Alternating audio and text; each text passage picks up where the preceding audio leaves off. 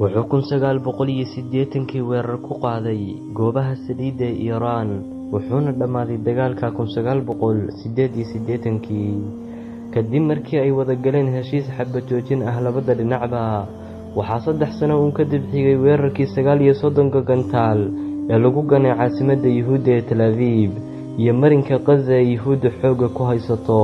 waxaa kaloo ugu xasuustaa inuu 2 maalmood kaliya ku qabsaday dalka la deriska ee Kuwait si uu dhulka uga qaado dhaqaalaha Ciraaq oo hoos u dhaciisu sabab u ahaa dagaalku la galay Iiraan. waxaana muuqaalkana maanta kaga hadlaynaa Saddam Hussein, geesigii ugu dambeeyay Carbeed ee haweystay caasimadda Yuhuudda ee Tel Aviv.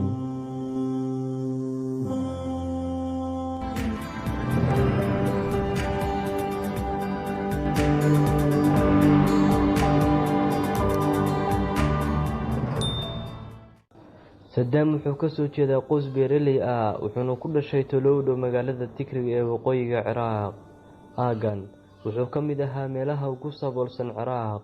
Saddam laftiisana wuxuu ku koray saboolnimo. aabihiis wuxuu dhintay kahor intuusan dhalan wuxuuna aaday isagoo da'yar Baqdaad si uu la noolaado adeerkiis. wuxuu ku biiray xisbiga Bacad sanadii 1957 ilaa 1959. wuxuu ka qayb qaatay isku day aan guulaysan oo xisbigu ku doonayay inay ku dilaan ra'iisul wasaarihii Ciraaq Cabdulkariim Qaasim. Saddam wuxuu ku dhaawacmay isku dayga wuxuuna markii hore u baxsaday Suuriya kadibna wuxuu ka sii aaday Masar. wuxuu galay kulliyadda sharciga Qaahira sanadku markuu ahaa 1962 ilaa 1963 wuxuuna sii watay waxbarashadiisii kulliyadda sharciga Qaahira kadib markii xisbiga Bacad ay xukunka Ciraaq la wareegeen sanadkii 1963. wuxuu noqday hogaamiyaha xisbiga Bacad wuxuuna door muhiim ah ka qaatay inqilaabkii dib loogu soo celinayay xisbiga sanadkii markuu ahaa 1968. Saddam wuxuu si hufan u qabtay xukunka Ciraaq isaga iyo madaxweyne Axmed Xasan al-Bakri. Saddam 1972 wuxuu jihiyay qaramaynta warshadaha Ciraaq.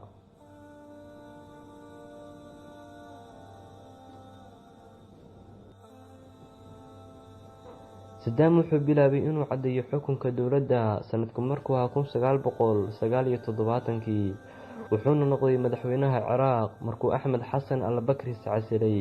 kadib wuxuu noqday gudoomiyaha golaha taliska kacaanka iyo ra'iisul wasaaraha Ciraaq iyo jagooyin kale oo aad u badan. Saddam wuxuu duulaan ku qaaday goobaha saliidda Iiraan bishii Sebtembar 1980 laakiin ololahan wuxuu ku dhex milmay dagaalka isdabamarinta ah. qiimaha dagaalka u leeyahay Saddam iyo hakadka ku yimid dhoofinta shidaalka Ciraaq ayaa sababay inuu hoos u dhigo barnaamijyadiisii hamiga badan ee horumarinta dhaqaalaha Ciraaq. dagaalkii Iiraan iyo Ciraaq wuxuu ku jiitamayay ismariwaa ilaa 1988 markaasoo labada dalba ay aqbaleen xabad joojinta dagaalka inkasta oo deyn badan oo ajnabi ah Ciraaq ay kala kulantay dhammaadka dagaalka. Saddam wuxuu sii waday dhismaha ciidamadiisii qalabka sida. waxaa xigay 2 sano kadib dagaalkii Iiraan iyo Ciraaq qabsashadii Ciraaq ay qabsatay Kuwait bishii Agoosto 1990. ciidamadii Ciraaq ayaa ka adkaaday dalka la deriska ee Kuwait. Saddam wuxuu sida muuqata damacsanaa inuu adeegsado dakhliga saliidda badan ee waddankaas si uu u xoojiyo dhaqaalaha Ciraaq laakiin qabsashadiisii Kuwait waxay si dhaqso leh u kicisay cunaqabateyn ganacsi oo caalami ah oo ka dhan ah Ciraaq. wuxuu iska indhatiray codsiyada inuu ciidamadiisii kala baxo dalka Kuwait. dagaalka gacanka Beershiyanka ama Hormuz wuxuu bilaabmay Janaayo 16 1991 wuxuuna dhammaaday 6 toddobaad kadib markii isbahaysiga militariga ay ka eryeen ciidamada Ciraaq gudaha Kuwait. jabkii burburay Ciraaq wuxuu dhaliyay kacdoonno gudaha oo ay sameeyeen Shiicada iyo Kurdiyiinta laakiin Saddam wuxuu xakameeyay kacdoonnadooda wuxuuna sababay kumanaan inay u cararaan xeryaha qaxootiga ee ku yaala xadka waqooyiga waddanka. kumanyaal kale oo aan la sheegin ayaa la dilay qaar badan oo ka mid ah ayaa la kulmay xabsiyada maamulka Ciraaq. go'aanka maantadan ay maryaweynta Carbeed ku ammaanayeen Saddam Hussein waa inuu haweystay inuu weeraro caasimadda Yuhuudda ee Tel Aviv sanadku markuu ahaa 1991.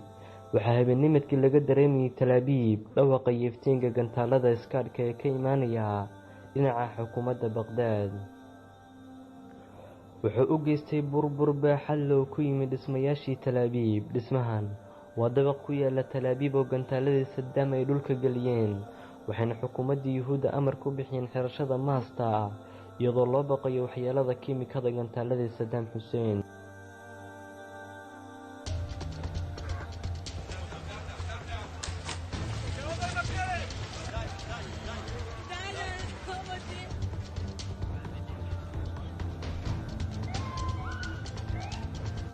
waaxda difaaca Mareykanka wixii ka dambeeyay weeraradii 11 Sebtembar 2001 ee ka dhacay Mareykanka. Dowladda Mareykanka iyadoo sheegatay in Saddam laga yaabo inuu siiyo kooxaha Islaamiyiinta hubka kiimikada. bishii Maarso 17, 2003, madaxweynihii Mareykanka George W. Bush wuxuu Saddam ku amray inuu xafiiska kaga tago 48 saacadood gudahood, haddii kale uu dagaal la kulmayo. Waxaa kale uu tilmaamay in xitaa haddii Saddam uu ka baxo dalka laga yaabo in ciidamada Mareykanka loo baahdo si loo xasiliyo dowladda cusub. markuu Saddam diiday inuu iska casilo xilka madaxtinimada Ciraaq, Mareykanka iyo kuwa xulafadiisii waxay weerar ku qaadeen Ciraaq 20 Maarso 2003. inkasta oo ay ku guuldareysteen in la dilo Saddam, haddana weeraradii xigay ee lagu qaaday Saddam waxay caddeeyeen in baabi'intu ay ahayd himilada weyn ee duulaanka Mareykanka iyo xulafadiisa. Saddam wuxuu Ciraaqiyiinta kula dardaarmay inay naftooda u dhiibaan si ay u joojiyaan ciidamada Mareykanka iyo Ingiriiska. 9 Abriil, maalintii Baqdaad ay gacanta u gashay askarta Mareykanka, waxaana loogu yeeray qabsashadii Baqdaad ee Mareykanka.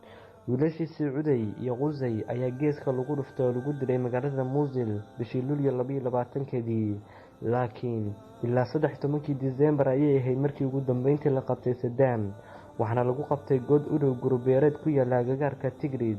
inkasta oo uu hubaysnaa, Saddam wuxuu isu dhiibay askarta Mareykanka isagoo wax rasaas ah ridin.